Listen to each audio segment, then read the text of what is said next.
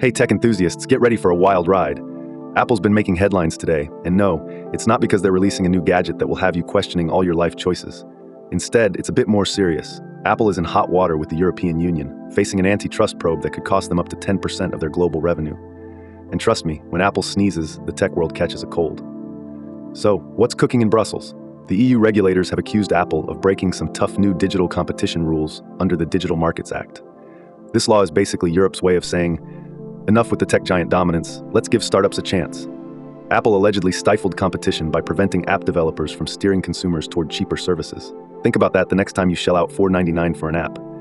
If found guilty, Apple could face penalties amounting to 10% of its astronomical $383 billion global annual revenue. And if they go for the repeat offense, the fine could skyrocket to 20%. That's a lot of iPhones, folks. This probe is a landmark moment because it's the first time the EU is flexing its DMA muscles on a big tech group. Now, Apple has been making changes to its App Store to play nice with these new rules. In January, they announced major overhauls to allow iPhone and iPad users in Europe to use alternative app stores. Yes, you heard that right. Multiple app stores on your Apple device. They've also planned to cut fees and offer alternative payment methods inside apps. But the EU is saying, not so fast. They argue that Apple's measures still restrict developers from providing pricing information directly within their apps or steering users towards deals on other platforms. EU's Internal Market Commissioner, Thierry Breton, even suggested that Apple's new slogan should be Act Different. Burn. He emphasized the need for compliance, ensuring that developers are less dependent on Apple's App Store.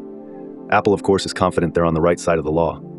They've stated that more than 99% of developers would actually end up paying the same or even less in fees under their new business terms. But the EU isn't convinced yet. Their preliminary findings will be finalized within a year from when the investigation kicked off in March. This crackdown is a part of a broader trend.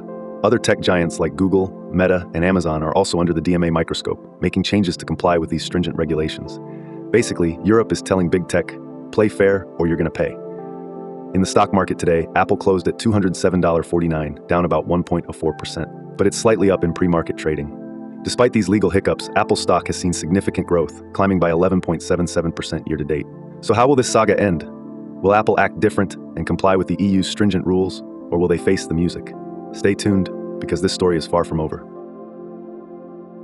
Thanks for watching to the end. Remember, this is just one story from our full daily show, which includes all the other news and an analysis of the day's tech market activity.